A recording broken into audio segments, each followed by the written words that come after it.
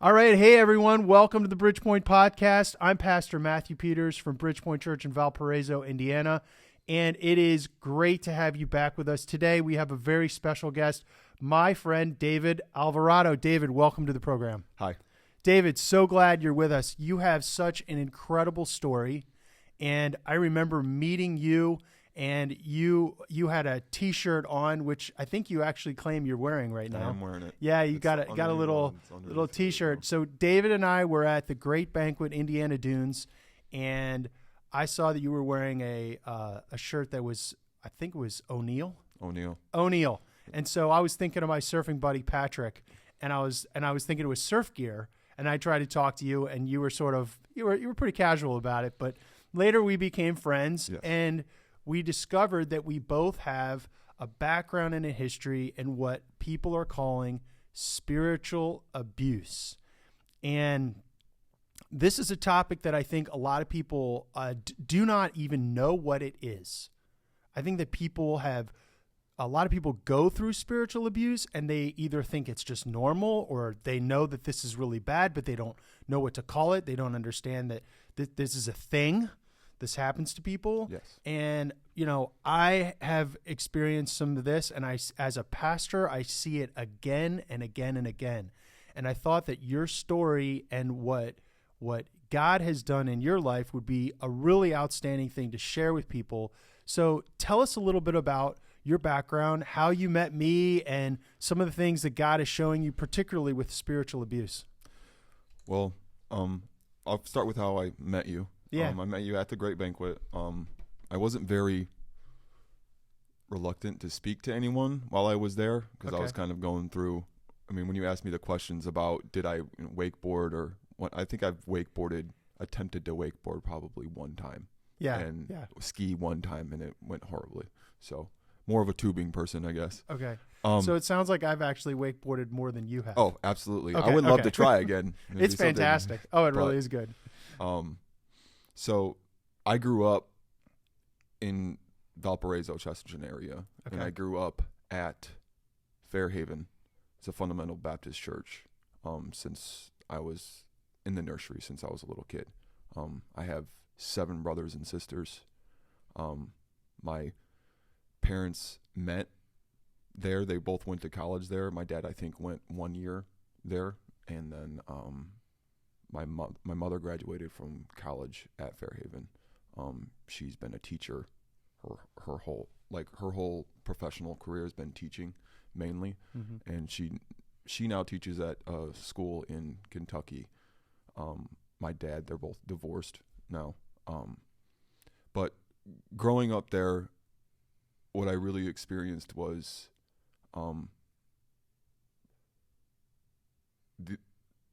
them not understanding what was going on at home, and then them retaliating by, I'm being called, a rebel. I'm being ostracized in front of the church. That's pastors calling, standing me up like in a church service. And this was done to several people. Standing me up in a church service of 2,000, 3,000 people and saying, don't let your kids hang out with this person. A lot of it had to do with the abuse that I was experiencing at home under the guise of what was biblically correct and the standards that they had placed at that church as well. Like corporal punishment? Corporal punishment. The 3 SWAT rule. I got SWATs for like getting demerits, and they would do that in front of the class.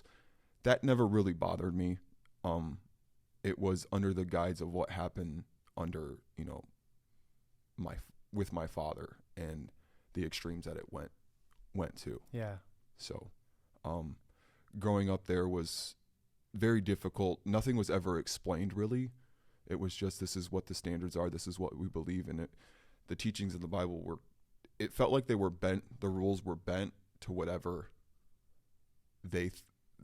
how they wanted people to act. So they would bend what the Bible says to kind of, I'm trying to think of the words,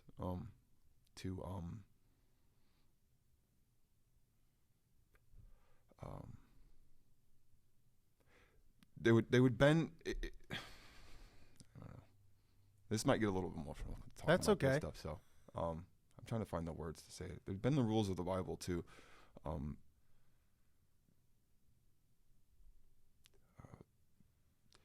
fit their narrative, I guess. I mean, anywhere from women, telling them what to wear as far as women goes. You can't date. I wasn't allowed to date. I mean, wasn't allowed to, until a certain age at 18. A lot of questions that I had about this stuff. It was, it's because we said so, and, dealing with the sort of abuse that I went up, I was very, very confused. And I didn't really know, I wasn't experiencing a God of love. It was more so out of fear. Wow. Yeah. So it was, I'm doing this because God's going to strike me down, and that's the only answer that I know. And you were taught this. This was communicated to you verbally, or was just this sense that you had given the actions? It was in the sermons and stuff like that. Yeah, I wanted to give you the space to be able to just work through your emotions and be able to speak. But while you were thinking of bending the rules of the Bible to whatever word you were searching for, would their culture be a good word? Because when I was raised, culture. I was raised in certain church segments, and again, we want to be careful about this because we understand that God can redeem people at any time. Absolutely. And we know that everyone's growing. Fun fact, I ran into someone around town who will remain nameless, and I said, I met this awesome guy, David Alvarado, and they said, that guy's really shady. You should be careful about him. Okay. And I said, I don't think he's shady anymore. Yeah. And they were like, really?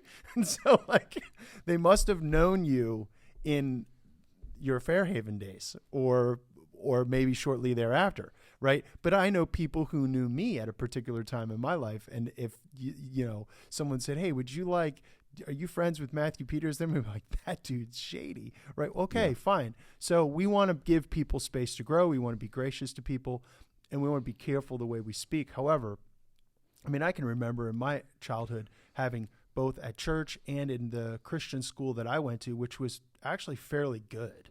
I can think of tons of teachers that I think loved me, were faithful to Scripture, were not pharisaical, legalistic, or spiritually abusive in the slightest. Yes. So we don't want to demonize everyone associated with any institution. But, I remember just thinking, that's your culture. Like, you didn't get that from the Bible. You might have got it from some obscure reference of the Bible. Like, for example, in my growing up years, we were not allowed to wear blue jeans because blue jeans were worldly. Well, since when? Like, right. Why is a work clothes worldly?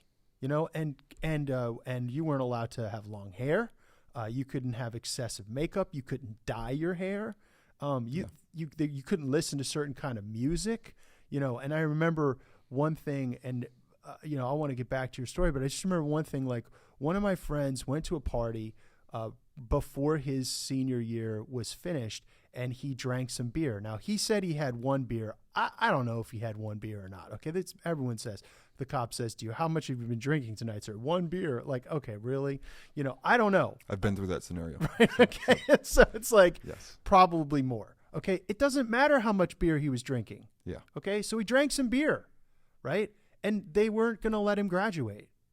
And I'm going, what does a person's moral decision-making have to do with their graduation status? And I found it very odd that they imported their views on alcohol onto a scholastic process of whether someone could be able to earn a degree. And my thought was, the boy's been here for years. He's earned it. Like, you can't take it away from him because he drank a few beers, even if it was just a sip of one beer at one party, Yeah. So this is just that, by the way, that story I just shared is the tip of the iceberg. That's like mild, what I mean? And there was trauma in this family, and this poor kid was like, I mean, eventually, he did graduate, but it was touch and go there for a while. And I thought, this is just their culture. this is not actually from the Bible. Jesus would never endorse this. God the Father never gave us scriptures and told us anything about alcohol. And by the way, all of its vices, right? Right. I'm not anti-alcohol, but I'm definitely not pro-alcohol. I'm not saying drink. Like, God tells you not to be drunk for very good reasons, right? Right. But you can't create a whole teetotaling culture where you look down on people and refuse to let them graduate or include them in your community if they consumed a beverage. It's like, what? Yes. You know? So yes, you had this culture, if you will, put on you. Yeah, they had a culture that was very different from trying to explain it to people in the situation. I mean, like you talked about, like music, stuff like that. Yeah. I definitely believe that certain music that you listen to, that affects your mindset, and I've noticed that. So I've more recently been trying to change the type of music that I'm listening to. Wow. A lot of contemporary Christian music. Yeah. And to say that contemporary Christian music was considered worldly, wrong. People would get kicked out of school for listening to contemporary Christian music. Wasn't there sort of like an underground CD exchange? I mean, that's kind of dating us now, but yes, like because the operations had to be in secret, because otherwise the institution would come down on you, even if you were exchanging Christian music. Yes. Wow. So when that underground CD thing was happening, that was probably 7th, 8th grade, maybe 9th grade. Mm-hmm. And I was already listening to, rock music. And when they had originally addressed that whole situation, it was kind of like a white lie, because I had told them they had brought a Casting Crowns CD, I believe. And they were asking people if they were listening to this music. And I was, no. Which I was actually, telling the truth. But if they would have asked, "Are you listening to rock music?" It definitely would have been a lie. That's right. I'm not listening to Casting Crowns, but I am listening something to that's probably more worse. damaging. Right? Yeah. Right. And, wow. And it was kind of tethered. The music that I was getting into, I think, played a lot into, how I grew up and what I was experiencing. It was a lot more heavy, darker type music. Okay. And I really feel like that's, when I listen to music like that, certain emotions come up. So that's a whole reasoning behind, the changes that I'm trying to make, and the changes that I'm working on making is clearing my head and getting, my emotions under control, because that was something that was not practiced, and I did not know how to do that. So when you were underneath this spiritual abuse in all of its forms, and were you aware that what was happening to you was inappropriate? I think that I was aware, but speaking out on it is difficult in a place where you can get ostracized, or you can get put on a pedestal, I guess you could say. So it's scary, because you get in trouble, and that was what my whole life was surrounded by. If I could tell you how many times I was in the principal's office, I was not a good kid. So I was always in trouble. I mean, I got expelled 3 times from Fairhaven. I was always acting out from the age of 5.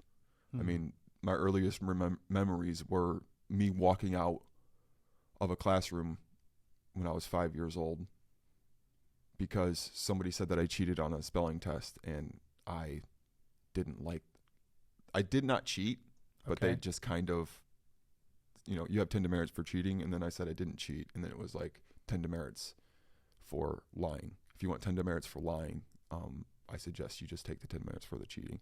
So I picked up my bag and walked out the classroom, at 5 years old. Right, because you were innocent. Because I was innocent. Wow. The demerit system thing, that was a whole thing to gauge the SWATs. And I don't think that Fairhaven does the swatting thing anymore. Since the whole CNN thing happened with them, I think that they stopped that. Yeah. So I remember in my high school, I had an experience, and I want to keep it brief, but I people who know me know that I talk a lot, and I'm an expressive person, and I don't always know how long I carry on, or I don't always know, especially when I was younger, I just didn't have a gauge, an awareness. I've been to Christian therapists, I've been to secular psychologists, psychiatrists, and been labeled with ADHD. And one of the things, if you understand the brain chemistry of a person with ADHD, it's really an issue of the brain toggling back and forth as a coping mechanism from early childhood trauma.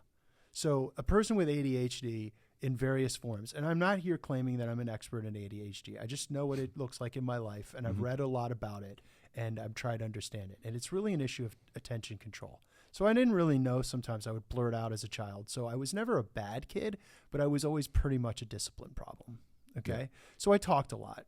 And this got me into so much trouble that I didn't even know I was getting into trouble. Mm-hmm. And so there were a number of circumstances in my life where I was absolutely, completely innocent, like you were saying. And I had to just take the rap. And then the teachers would say, well, if you had past behavior that was quiet and disciplined like we need you to be, then I would believe you that you weren't the one who was talking, or you weren't the person who was making the ruckus, or you weren't the person who did these bad behaviors. But we know that you're a behavioral problem, so we're going to blame you for it. And so you just earned it. So this started creating this thing in me that I didn't like when people falsely accused me. Right. So if you really want to get if you really want to come after me and make me go ballistic inside, accuse me of something I didn't do. Right. Okay. And a really, really close one is to say that I lied about anything. Okay. Yeah. And that has to do with my recent history. I had a number of people just basically come out and accuse me of lying. And I'm like, hi, I've done a lot of evil things in my life, but lying's not one of them. And I'm not a manipulative person. I'm not that complicated. I just, So I had this incident in my high school where there were awards being given for the most talkative, or for the one most likely to succeed, and the prettiest, and the most industrious, right? Well, they had one, and I don't know why they came up with it. They came up with the loudest mouth in school. And they said that I won this award, and they wanted my picture taken and put in the yearbook. And I was like, no, that's really offensive. No. And what they did is they basically chased me around campus for 3 weeks, knocking on the doors of my classroom. I'm in a chemistry class, right? And the chemistry teacher goes, someone's at the door. And they're like, Matthew, they want to see you outside. I go outside. I'm like, oh, it's you people again from the yearbook. I told you, I'm not getting my picture taken. Oh, I was going to ask if it was students or faculty. Well, it was students. So then I went to the principal, or the guidance counselor rather, and they said, oh no, you don't have to have your picture taken. That's really rude. Well, then what they did is they came into one of the classrooms and they just snapped my photo. Oh. And I looked up and said, did you just take my picture? And mind you, this has been going on for almost a month now. Right. And I was like, hey, you can't do that. And then I got into an argument with the teacher, and the teacher says, they can take any picture they want. It's not your classroom, it's mine. And I, of course, dumb kid, argued with the teacher and said, no, that this is different. And the teacher said, you're just a snotty-nosed kid who just wants to control things. Yeah. Don't be so immature. You can't control this. And by the way, don't say anything more in my class. So the teacher leaves, and the girl next to me, who's a good friend, she goes, what's going on? And I'm like, they're trying to take my picture and blah, blah, blah. And I'm explaining it to her like this. And then the whole class got really quiet. And I'm like, I have this feeling like in movies, I would go, she's right behind me, isn't she? Because the teacher had come up behind me, and I look, and she's there, right? She's like, I thought I told you not to talk about this. So I went out in the hallway with the teacher, and I explained to the teacher what they were doing. And she said, I don't care. You can't do this in my class. And then I did something that was kind of dumb. I appealed to something that had a tragedy that had just happened in this teacher's life. She had lost her sister. She was murdered. Okay. It was bad. Yeah. And I said, this really hurts me. You should know what hurt feels like. Why are you doing this to me? She's like, get out of my sight.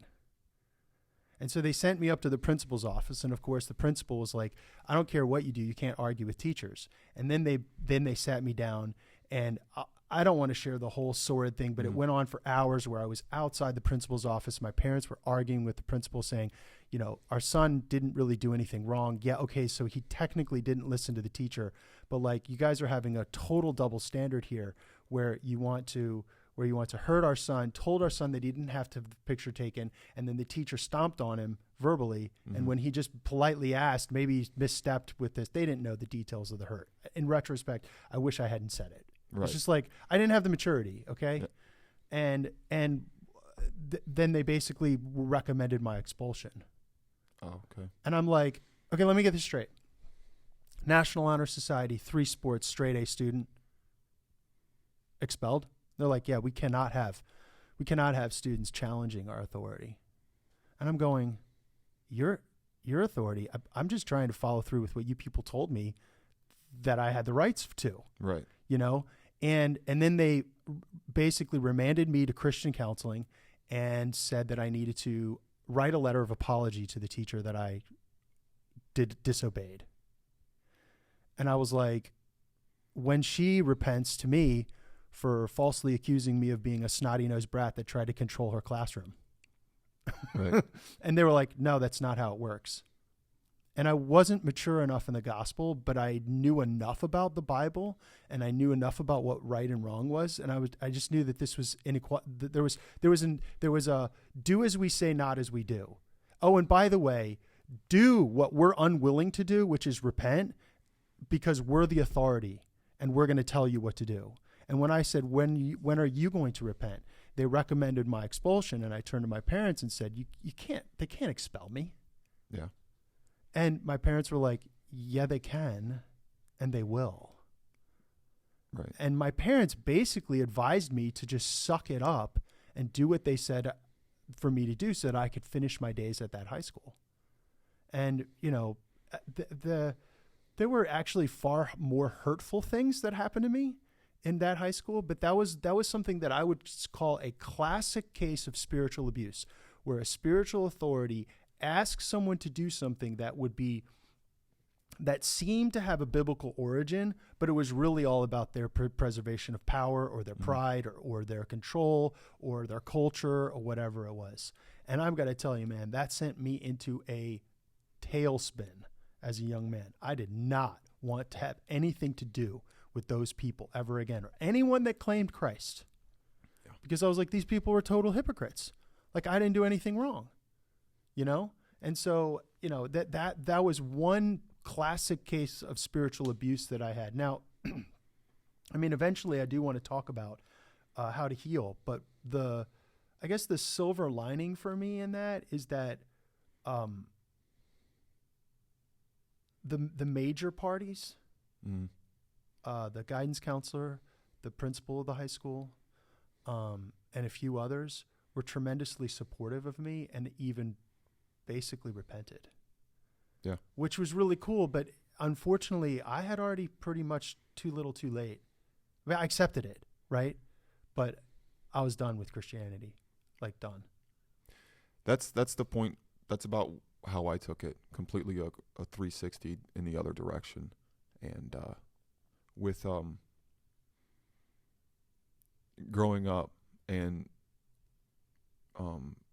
some of the things that I experienced, I guess I can share a story. So I have a temper problem, and it stems from dealing with a lot of physical abuse. My father was, I'd like to state, you know, I love my father to death, and that's a whole healing process that we're going to talk about. But growing up, his temper would flare, and the abuse, as far as under the guise of disciplining your children, went way too far. Yeah. To the point where sometimes I'm, bleeding. I went to school one time with lashes all over my back. I think that I called my sister an idiot. She kicked me or something going on with one of my sisters. Yeah. And you're how old at this time? I think I was in third grade. Oh, you're young. You're a kid. Yeah. Okay. So, I don't know, it may be in the stress of getting us all 7 of us, or there's 7, not including me, so there's 8. I have 8 brothers and sisters. Sorry, that's why I just state that. So, wait, there's 8 total? 8 total. Okay, so you have 7 brothers and sisters. I have 7 brothers and sisters. Yes, okay, you're one of 8. Okay, got it. Okay. So, full family. I called her an idiot. Mm-hmm. She kicked me or something coming out of the door. We're on our way to school. But I got thrown onto the couch, and they had what they were using my parents were using to spank us with. It's kind of like a rod, and it's a plastic rod with a black handle, and it was like bendy. So, and it would retract as soon as they hit you with it. It would retract kind of, and it would wrap around if you got swats on the butt. Oh wow! Too as well, like on the side. And I got those lashes all down my back, and then I had one on my arm right here. And when I went to school, it was stinging or something. Mm-hmm. And I wasn't trying to get people in trouble or anything like that, but I raised my hand, told the teacher, I said, my arm hurts. She asked me what it was from, and I told her that I got swats, and she said, you probably deserved it. You sit down. So I never thought to speak out, and I think that's where a lot of my problems came from, is me not trying to reach out and to talk to somebody. Yeah, but then in that kind of culture, I'm sure, let's give the teacher, okay, the most loving and charitable read, okay? Let's imagine for a scenario the teacher actually thought you were being abused. And let's think that the teacher wanted to do something for you. But the teacher thinks, if I speak up, I could lose my job. And what am I going to do for this little boy? He's just going to go home and get beaten again.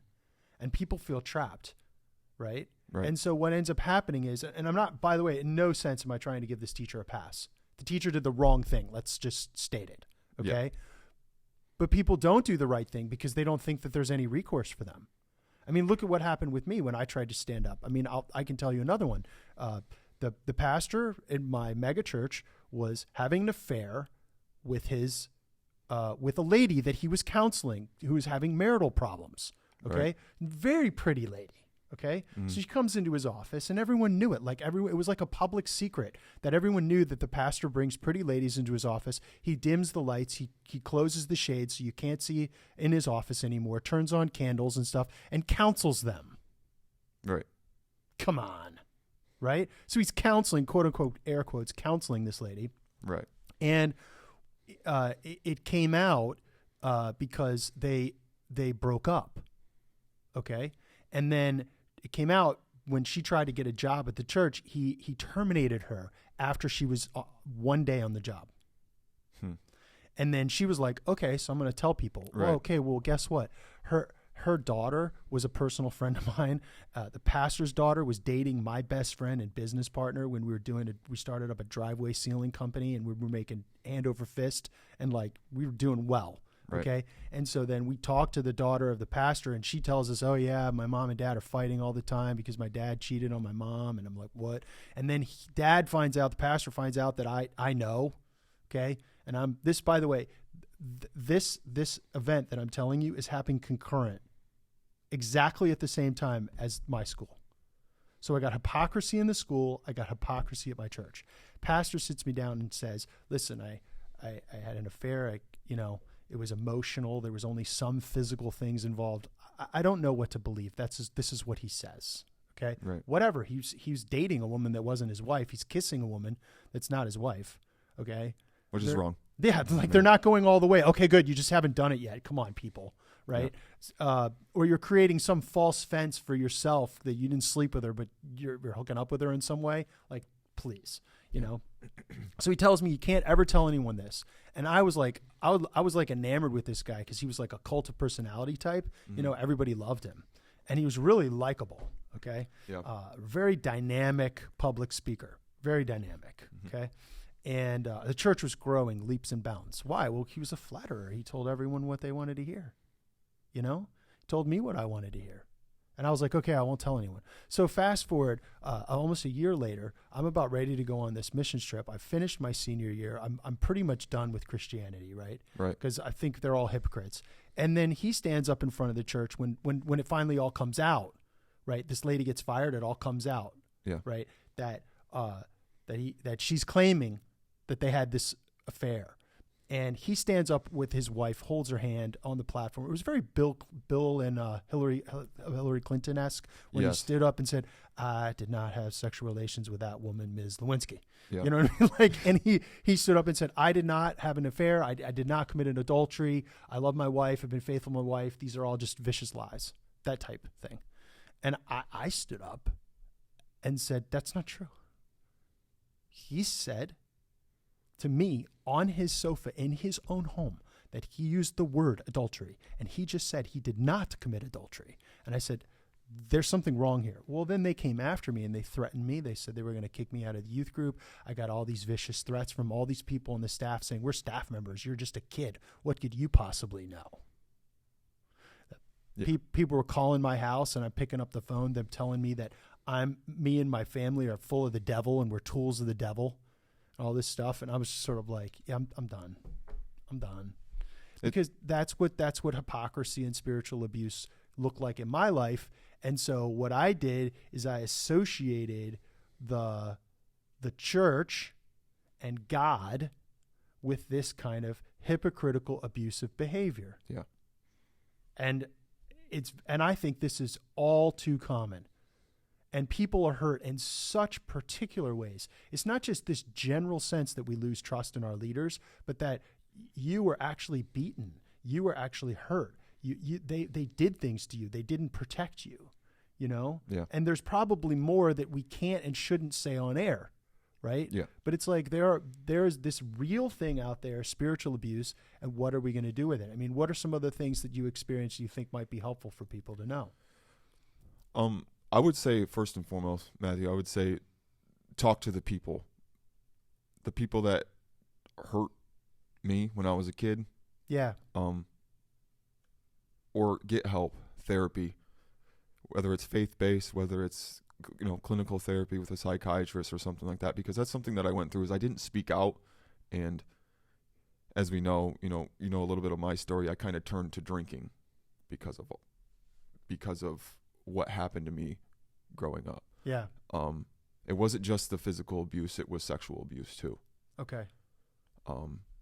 So when you were a child? When I was a child. Wow. So at a very young age, from first grade all the way until 7th grade. And I have close relationships with those people, and I know that's hard for people to hear. Yeah. And I have spent the better of 3 years fixing those relationships and understanding that God was there with me the whole time.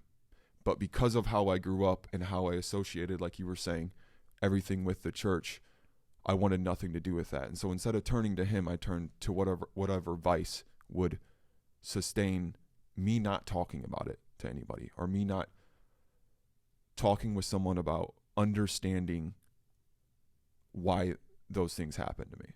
Right. And a lot of it wasn't the people at Fairhaven necessarily, but I was acting out because of those things that were happening. It wasn't those, but they didn't know any of that.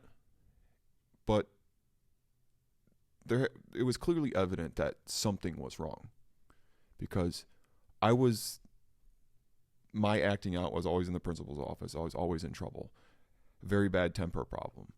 And all of those things were coming from home, from home. Right. But nobody questioned, or nobody asked questions. Nobody said anything. It was a lot of, you're a rebel, ostracize him from the people in the classes and at the church. Right.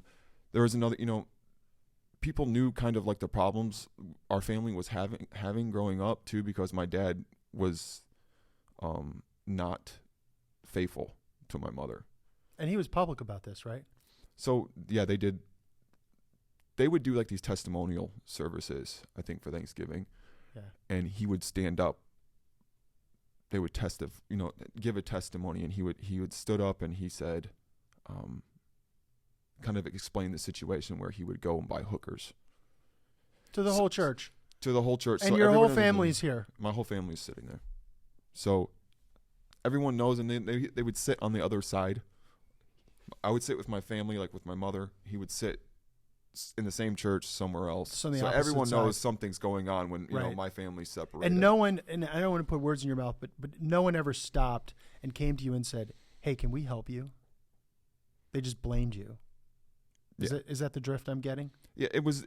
Yeah, I mean, my acting out and all this stuff going on, no one was really, you know, every time I acted out, no one asked, like, are you okay? Like, what's going on? I think maybe if someone came up to me and started trying to pull it out of me, like what was going on at home, I might have said something and could have saved, you know, the road that I took, you know, the hard path that I took.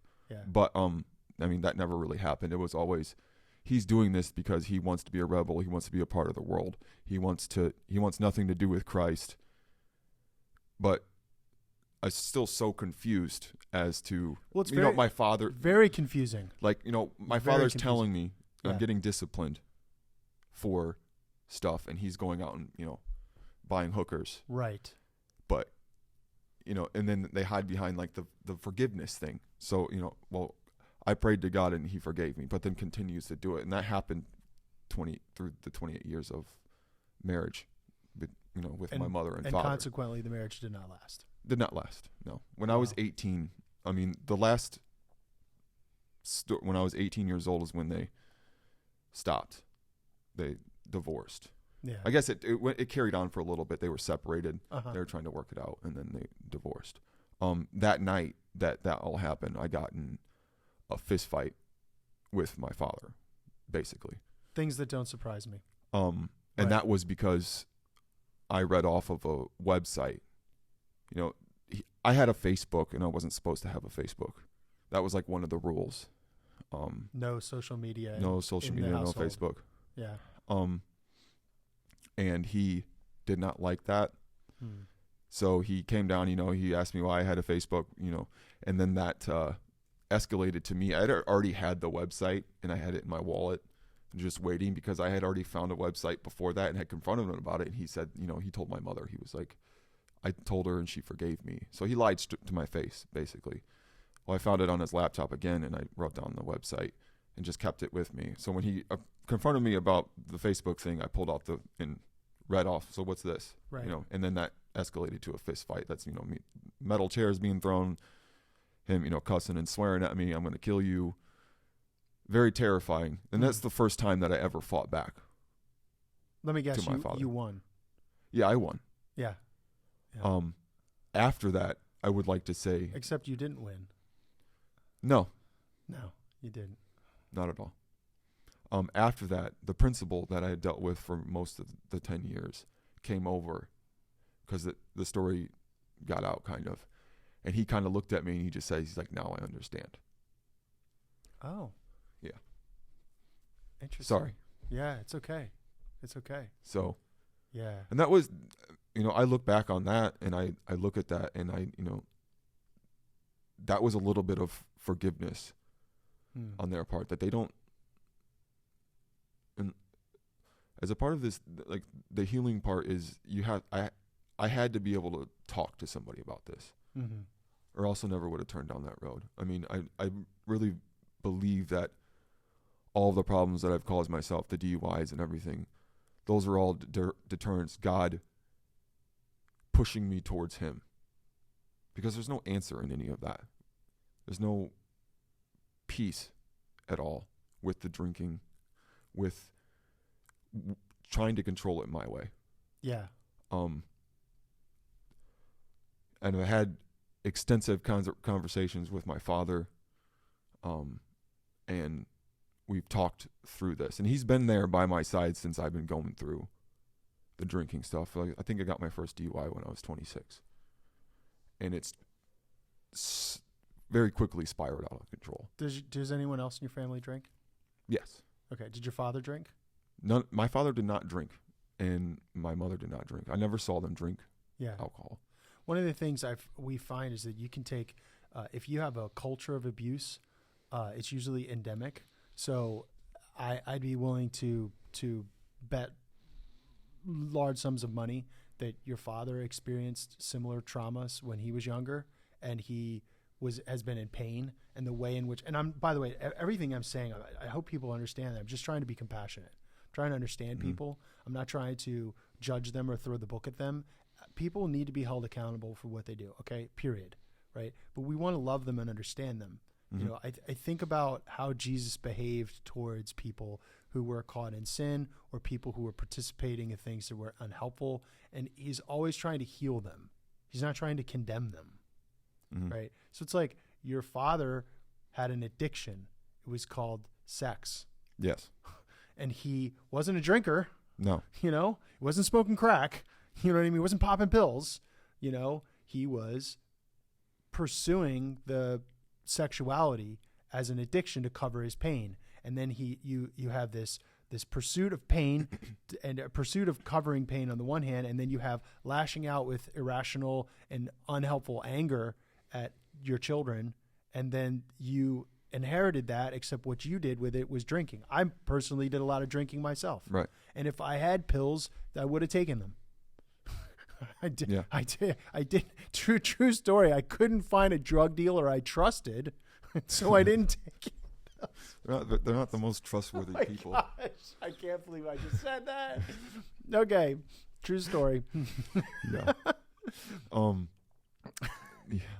I mean, I know that my dad, he had the same experience this with the addiction to sex. Yeah. Yeah. His father had kind of had this cheating on his mother. Yep. Same thing. Right. We would go over to his house, and my dad would pick up the magazines. I think there were porn magazines that my grandfather would have kind of laying around the house. Wow. And yeah, I mean, I think that's where it comes from, and I do have a little bit of history. I know that my mother's real father had a very bad problem with drinking. He died when he was 49 from cirrhosis of the liver. So there could be some genetical stuff in there too. Yeah. Wow. So I've one more story that I want to tell, and maybe I don't. I just had an experience where I was I had a dual spiritual abuse situation where I was being sort of back and forth and felt really, really stuck. So I had this job, and there were some people in the organization that were doing some things that were highly unethical. We'll just leave it at that. Okay. And I know these people, and I'm friends with these people, and I don't want to tarnish their reputation publicly, and I hope no one's like trying to dig into this and figure out who it is. Please don't try. The purpose of this is to understand healing and spiritual abuse. Okay. So they were doing some things that were highly unethical, and I unfortunately was privy to witnessing those things. Okay. And it wasn't just one thing, it was a handful of things. Right. Okay. And in fact, there were some things that I suspected that there was some overlooking of sexual abuse in the congregation of children, and overlooking sexual abuse of people in the congregation, powerful sexual abuse where a person of power was putting a person underneath them in a compromised situation where their relationship was unequal. In other words, like if an employee is sleeping with their boss, okay, that's a power problem, okay, right. And that's abuse just sort of by nature, okay. That's why I'm pretty sure in the military they don't even let people do that.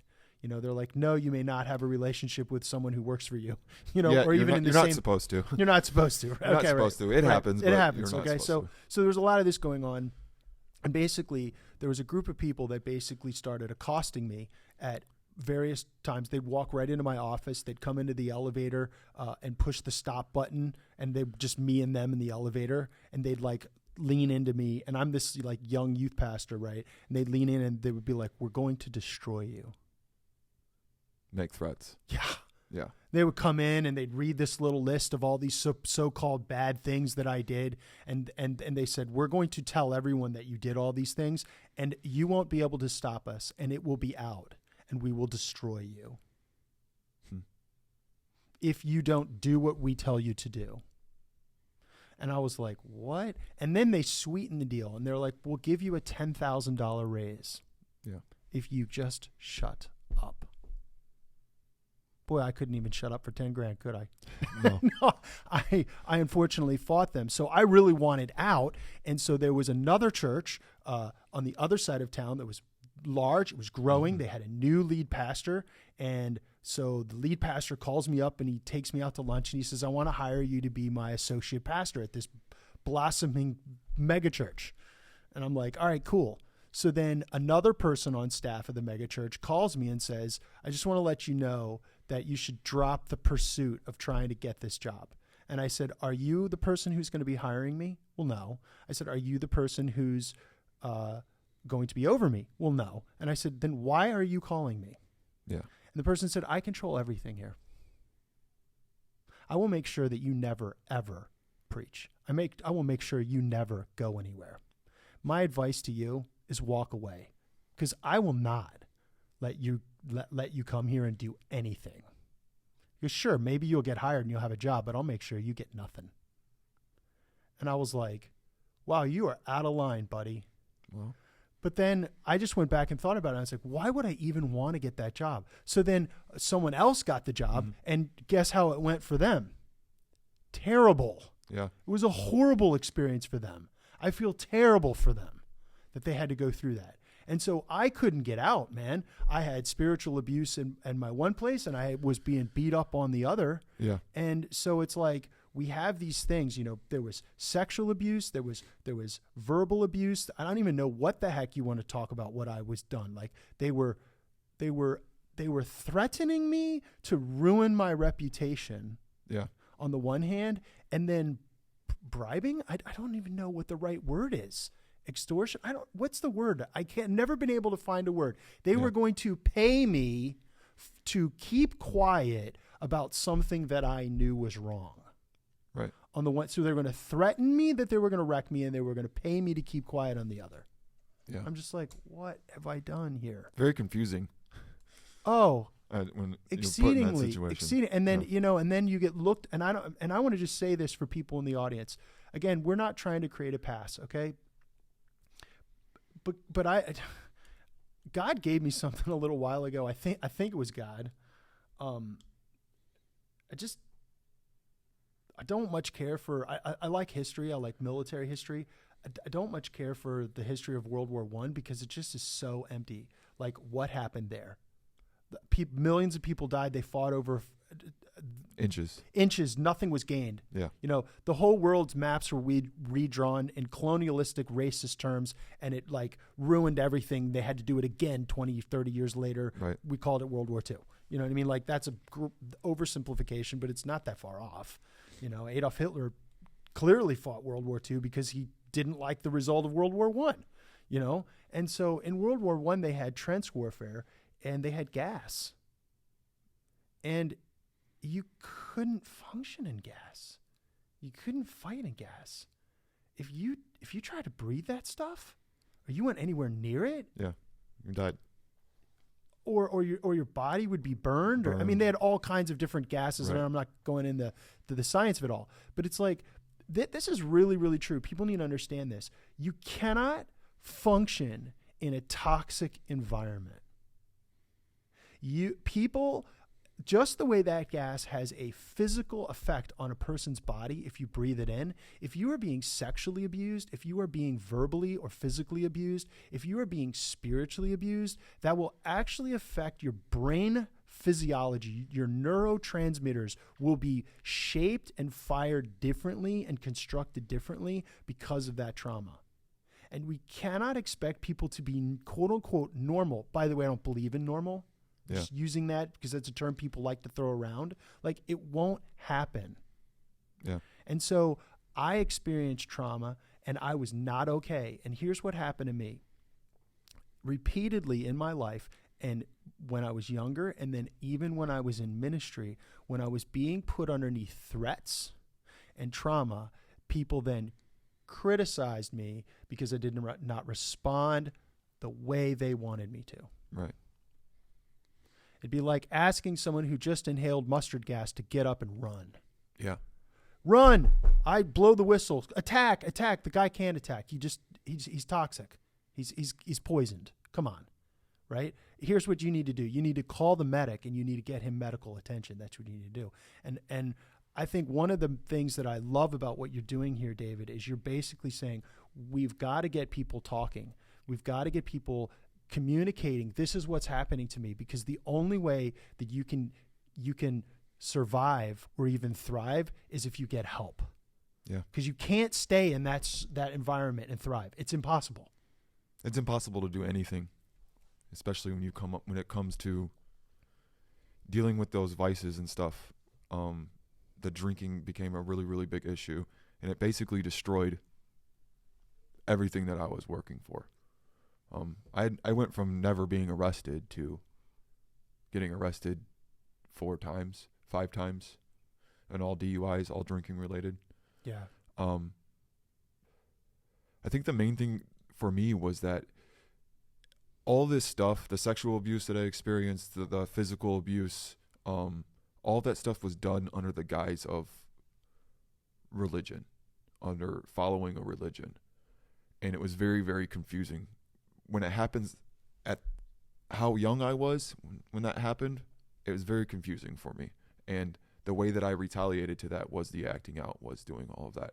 What I realized once I started kind of opening up about what happened in my past to people, I mean, I'm in the Veterans Court program right now, and I've talked to you about that. Yeah. The Veterans Court program, just to give the people an idea, it's a program that helps veterans who struggle with substance abuse. Yeah. And it allows them the opportunity to get charges dismissed, but it also provides us with mentors to help us out. They give us therapists. We have case management meetings. They monitor everything that we do. It's not a comfortable position to be in, but it helps. Yeah. And that's kind of where I've started talking to people about what happened, and slowly but surely, it turns to going back to my roots and actually figuring out who God is to me, because I didn't know. My story of salvation, I was saved when I was in 7th grade. That was a big kicker for me too. Whenever I would get in trouble, they would make me doubt my salvation. I remember sitting in offices where they would be like, you need to check and make sure. You need to pray and make sure that you're saved. Wow. When it clearly states in the Bible that you're not supposed to doubt your salvation.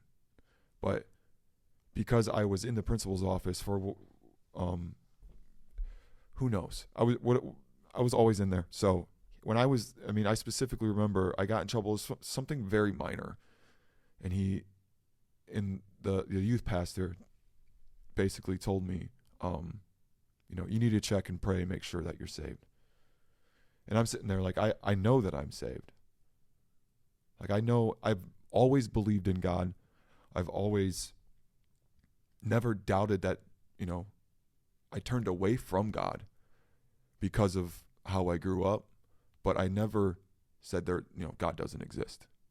It's always been in the back of my mind. It's always been there. And I really feel like that's the Holy Spirit kind of just sitting and waiting. And I'm very hard-headed as a person, so it takes a long time for me to learn. Sorry, I'm going to clear my throat. Yes, go ahead. Take a little sip of water. So,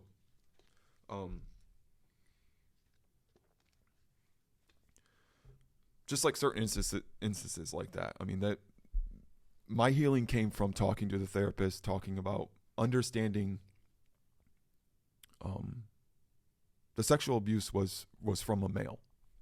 So it was very confusing. That was the first type of sexual anything that I had, and it was forced upon me. Wow. So it was very like growing up and you don't want to talk about it. That's the other thing. You don't want to say anything about it because it's sinful. They talk about it, they preach about it, and it's sinful. Right. But I didn't understand that, I didn't make that happen. Like, that wasn't me participating in that. Right. Right. It was done to me. But I was so terrified of the repercussions of me saying that I did something like that. Right. That I didn't say anything, and I kept it in. I mean, almost from 7th grade till the last time that happened. I didn't say anything really about it to anybody. And it would come out kind of. There were some people that I told, but it was through drinking. Only when I could, when I got drunk enough, that would come out. Yeah, I had a guy come into my church years ago, and really cool guy, but he had a drinking problem. Yeah. And he must have got really drunk because he called me one night. Yeah. It was like in the late afternoon. It wasn't even like night. And I could tell just by his slurred speech that he was completely intoxicated. Right. And he's like, Pastor, I have to talk to you. I'm like, okay. And I could hardly understand what he was saying. He was so drunk. And he said, I was on the wrestling team in high school, and my wrestling coach made me do stuff with him. And I needed to talk to you about it. And I was like, okay, that's fine. You can talk to me about it. Let's pray. And he's like, I just have to get drunk. And he hung up. And he would never speak to me again. He never came back to our church. He won't talk to me about it to this day. He just ghosted me.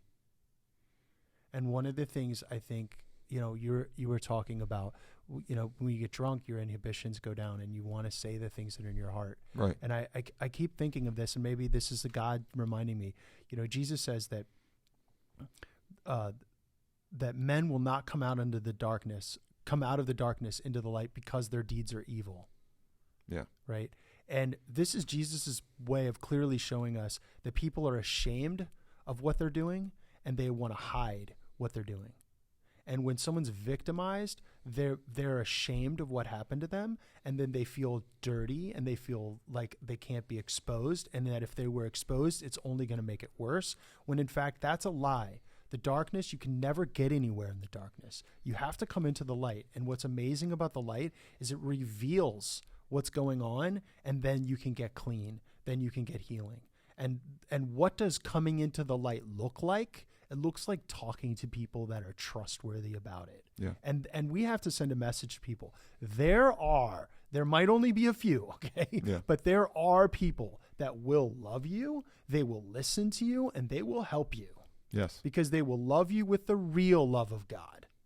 And I had people in my life, and you have had people in your life, and we also have had the Holy Spirit that is just quietly, like, it was amazing. You said, well, let me finish my thought, and then what I was going to say. You said the Holy Spirit and God was with you all the time. The whole time. That's yeah. remarkable, because I always felt God was gone. And I had to pray about it only later to find out that he did not like what was going on, and he was with me the whole time. And I did not see that. I didn't feel that. So I'm sure there's a spectrum of, we had opposite experiences with similar type things that happened to us. But like I had to go and I had to tell someone all about it. I had to tell them every detail, and they had to work through. And I finally had to come to this place where, like Jesus, I had to say, Father, forgive them. They didn't know what they were doing. And I had to completely release them. And it was in the releasing them that I finally found peace. Now, I'm not going to say that I'm Mr. Put Together, okay? I believe I'm qualified for ministry. I wouldn't be preaching if I wasn't. But I'm not going to say that the things that happened to me in the past don't have some kind of impact on my future. Like, It's real. But I am far better off than I was before. And this is the thing that I don't know how you feel about it, but the way I feel about it is that, honestly, like, I've accepted that God put me through those things so that I would understand pain. That I would understand how to care for people, that I would be a more effective minister of his healing and his love and his grace. And that is a heavy, heavy thing. Like, I do not take that lightly. It's funny that you say that, because that was probably one of the hardest things for me to wrap my head around. Yeah. Like, why? Like, is that God put me through those situations for a reason? And I used to look at it as God, wouldn't do that to a child.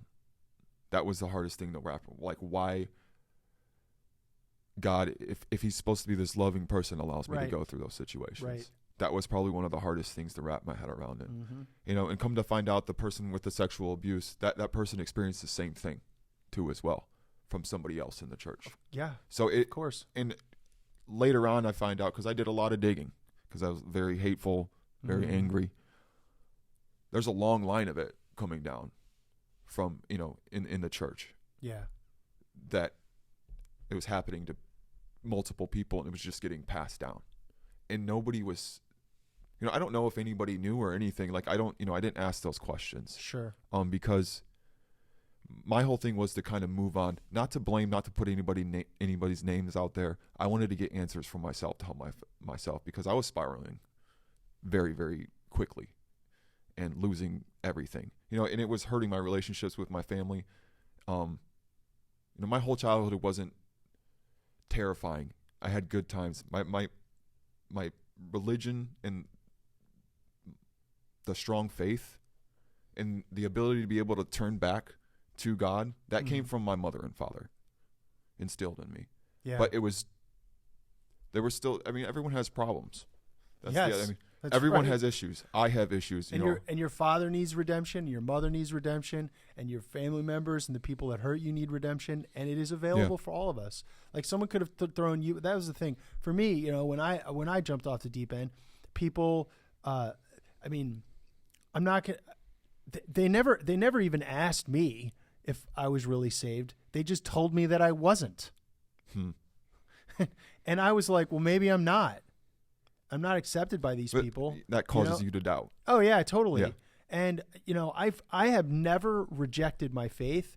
I just didn't know that I believed in God anymore. There's a difference, okay? Yeah. I think there's a difference, okay? And it was the thing that helped me the most was there was a group of my peers on the one hand, and then there were some other people at my church on the other that actually loved, and they actually cared, and they listened, and they helped me process these things, and they helped me repent and turn away from addictive behaviors that I was using to cover my pain, that were creating more pain and more problems. Right. And I didn't turn on a dime. You hear these stories of people, like, they just quit drinking overnight or whatever. Yeah. Like, okay, I do believe that happens. I believe people do have moments of clarity, but for me, it was a process. And like, I'll never forget one of my dear friends, David, he said, here's what they did to you. And I think he knew what he was saying. Yeah. Okay. Cause I shattered my leg playing baseball when I was 16 and I didn't walk for 3 months, and it was a doozy. Okay. Yeah. It's a bad injury, man. I was in the hospital and everything. So he said, here's what they did to you. They broke your leg and then they asked you to run. And he couldn't have said anything more visceral for me. Yeah. Right. And I feel like he understood me. I didn't like it. Like, that really disturbed me, but I was like, oh my gosh, this person has listened. This person understands. And he's like, here's what you need. You need care and you need to heal, and we're going to love you, and we're going to, and so I just think that the message that people need to hear is they need to speak up. By the way, I would think when you say speak up, you don't mean speak to power. You mean speak to help. I speak to help. Yeah, not speak to power. You speak to power and you're a kid, you're going to get squashed like a bug. Yeah. Speak to people that can help you. Right. Right. So we're not endorsing rebellion or insurrection against spiritual abuse. That's sort of a recipe for more abuse, in my opinion. I mean, but so I had to forgive. I had to talk to people about it, and I had to forgive. Yeah. I mean, I think that the forgiveness thing was one for me that was also very, very hard. But I mean, once I forgave, those relationships, like with my father, started to mend back together. And then slowly but surely, moving back to, like I told you, like I haven't been going to church at all in a while. I didn't want anything to do with it. I felt like everything, religion was a cult. Faith was, all that is like cultish, and I didn't know any other experience besides the one that I grew up with. So coming into churches and I felt awkward, and because I hadn't gotten any help from any of that. I still was living with those traumas and everything, and I hadn't fully kind of turned my way towards God. So the forgiveness part of it was a big outlier, because I feel like the devil wanted me to hold on to that anger, because I found myself pointing a finger at everybody. Like, this is the reason why I'm doing this. is because those people hurt me, or I experienced this, instead of pointing the finger at myself, which is what needs to happen. Because in the end, I made all of these decisions. I'm an adult. I chose to drink and drive. I did all of that stuff, got in trouble. That's on me. And that's on me to find the help that I need, and start by talking to someone that's close to you, or going to a therapist if you need to be in therapy for that. Go to a therapist. I went to a faith-based therapist because I wanted to understand who God was to me, so I could start to rebuild that relationship with him. Yeah. It's been pretty cool so far.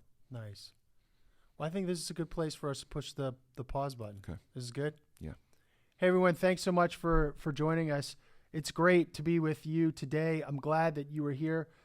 David and I just want to say that we're praying for you, and we want to encourage you that if you've been through spiritual abuse, you can always come to Bridgepoint Church Valparaiso, and we will be able to help you find resources for you to be able to speak with people and be able to truly help you get free. And as always, we want to encourage you to share this with anyone on your social media platforms of your choice. Give us a like, share it, post it on there, and give it to anyone who you feel could be blessed by it. And until the next time we get together, keep your eyes on Jesus, and let's follow him together. Amen? Amen. All right. Awesome. Cool.